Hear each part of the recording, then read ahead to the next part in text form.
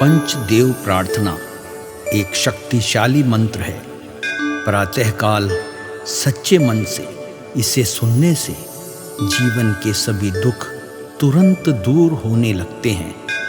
पंचदेव प्रार्थना को प्रतिदिन सुनने से जीवन के असंभव कार्य भी संभव हो जाते हैं। तो आइए सुनते हैं यह पंचदेव प्रार्थना। गजाननं भूतगणादिसेवितं कपित्थजम्बूफलचारुभक्षणम् उमासुतं शोकविनाशकारकम् नमामि विघ्नेश्वर पादपङ्कजम्। कर्पूरगौरं करुणावतारं संसारसारं भुजगेन्द्रहारं सदा वसन्तं हृदयारविन्दे भवं भवानी सहितं नमामि। शान्ताकारं भुजगशयनं पद्मनाभं सुरेशं विश्वाधारं गगनसदृशं मेघवर्णं शुभांगं लक्ष्मीकान्तं कमलनयनं योगिभिर्ध्यानगम्यं वन्दे विष्णु भवभयहरं सर्वलोकैकनाथम्।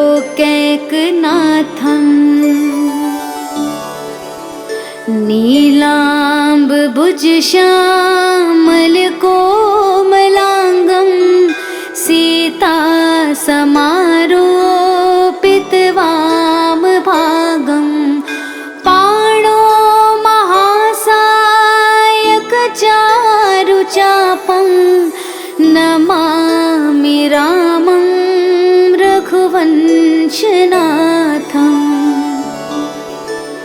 मनोजवं मारुततुल्यवेगं जितेन्द्रियं बुद्धिमतां वरिष्ठं वातात्मजं वानुरयोधमुख्यं श्रीरामदूतं शरणं प्रपद्ये। करारविन्देन पादारविन्दं मुखारविन्दे विनिवेशयन्तं वटस्य पत्रस्य पुटेश्यानं बालं मुकुन्दं मनसा स्मरामि। या देवी सर्वभूतेषु शक्तिरूपेण संस्थिता नमस्तस्यै नमस्तस्यै नमस्तस्यै नमो नमः। नीलाञ्जनासमाभासं रविपुत्रं यमाग्रजं छायामार्तण्डसम्भुतं तं नमामि शनैश्चरम्। गजाननं भूतगणादिसेवितं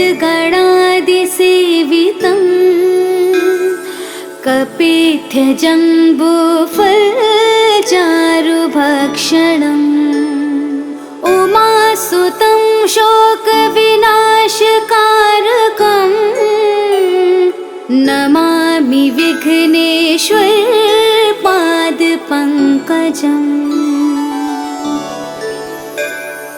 कर्पूरगौरं करुणावतारं संसारसारं भुजगेन्द्रहारं सदा वसन्तं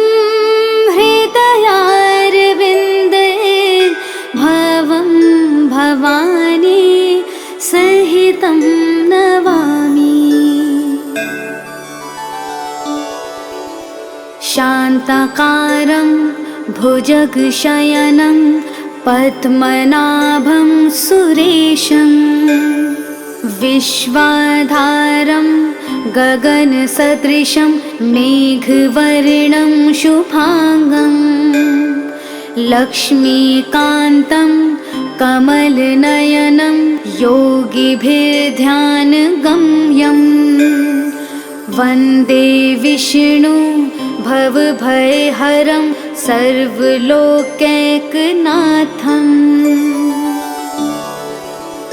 नीलाम्बुजश्यामलकोमलाङ्गं सीतासमारोपितवामभागं पाणो महासायकचारुचापं नमामि रामं रघुवंशनाथम् मनोजवं मारुततुल्यवेगं जितेन्द्रियं बुद्धिमतां वरिष्ठं वातात्मजं वानुरयोधमुख्यं श्रीरामदूतं शरणं प्रपद्ये करारविन्देन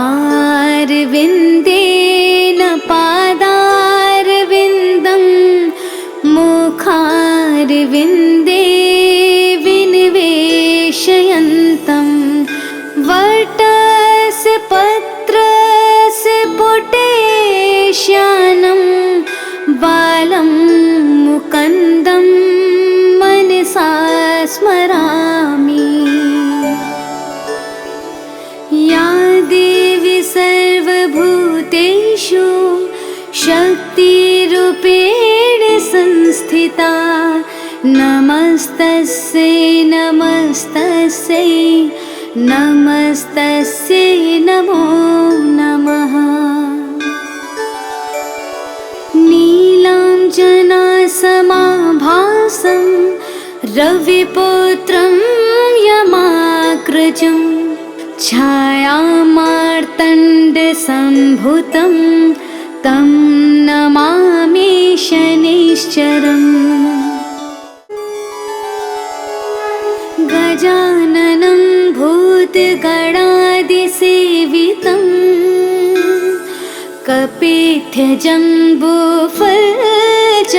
कपित्थजम्बूफलचारुभक्षणम् उमासुतं शोकविनाशकारकं नमामि विघ्नेश्वरपादपङ्कजम् कर्पूरगौरं करुणावतारं संसारसारं भुजगेन्द्रहारं सदा वसन्तं हृदयारविन्दे भवं भवानी सहितं नमामि। शान्ताकारं भुजगशयनं पद्मनाभं सुरेशं विश्वाधारं गगनसदृशं मेघवर्णं शुभांगं लक्ष्मीकान्तं कमलनयनं योगिभिर्ध्यानगम्यं वन्दे विष्णु भवभयहरं सर्वलोकैकनाथं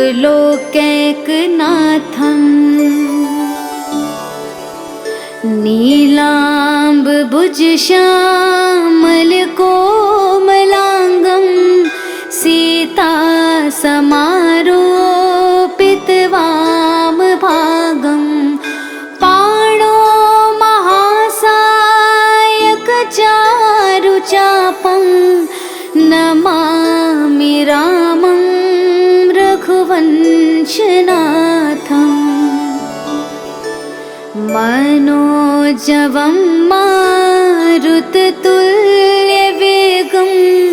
जितेन्द्रियं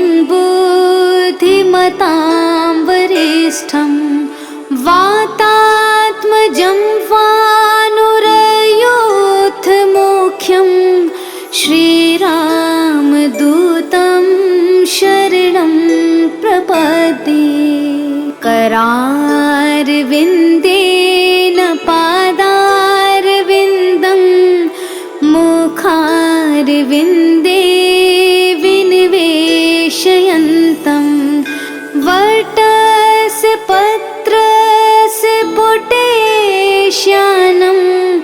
बालं मुकुन्दं मनसा स्मरामि।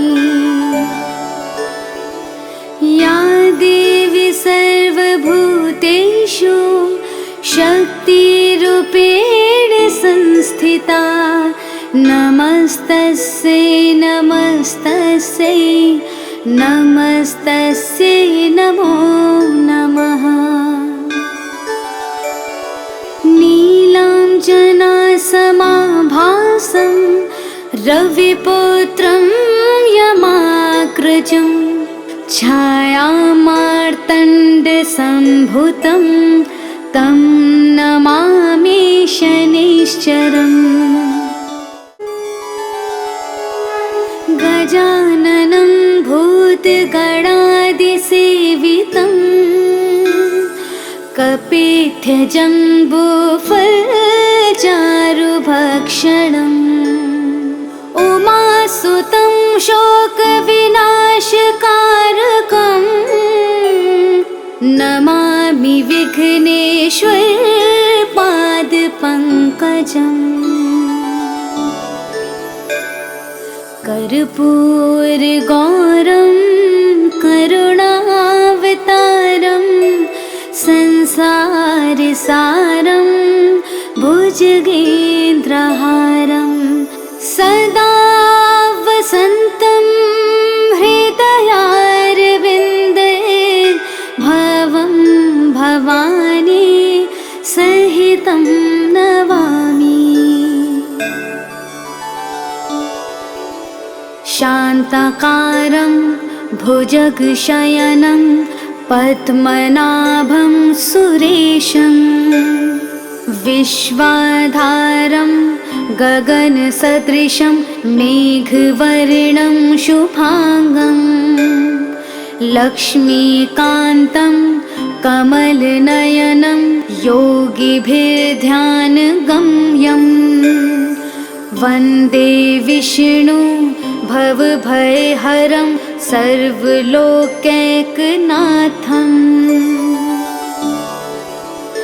नीलाम्बुजश्यामलकोमलाङ्गं सीतासमारोपितवामभागं पाणो महासायकचारुचापं नमामि रामं रघुवंशनाथम्।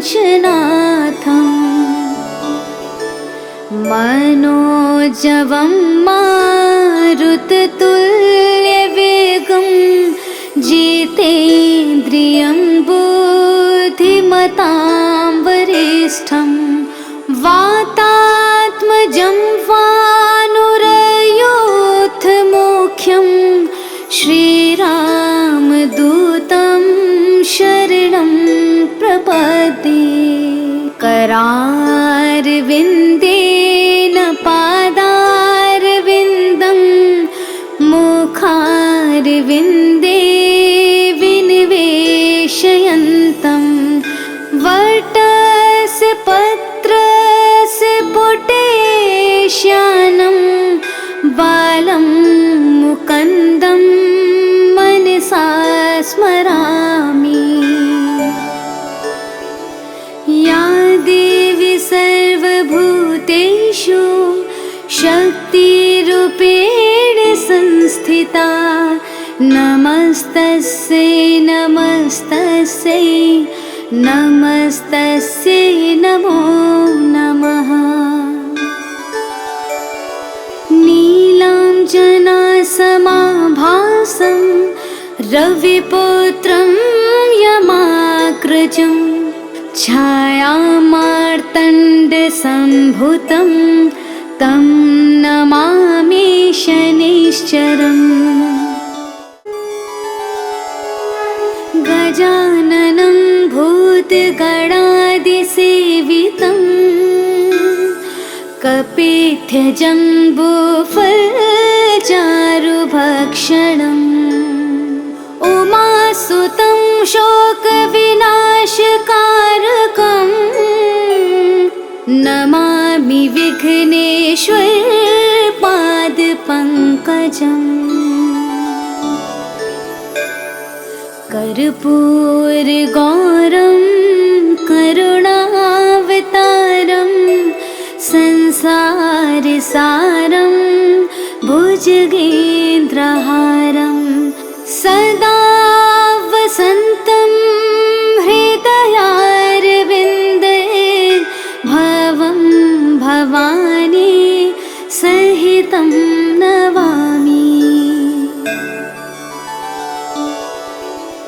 शान्ताकारं भुजगशयनं पद्मनाभं सुरेशं विश्वाधारं गगनसदृशं मेघवर्णं शुभांगं लक्ष्मीकान्तं कमलनयनं योगिभिर्ध्यानगम्यं वन्दे विष्णु भवभयहरं सर्वलोकैकनाथम्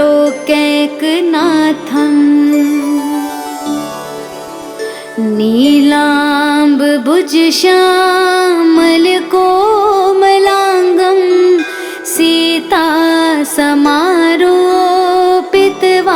सीतासमारोपितवामभागं पाणो महासायकचारुचापं नमामि रामं रघुवंशनाथम् मनोजवं मारुततुल्यवेगं जितेन्द्रियं बुद्धिमतां वरिष्ठं वातात्मजं वानुरयोधमुख्यं श्रीराम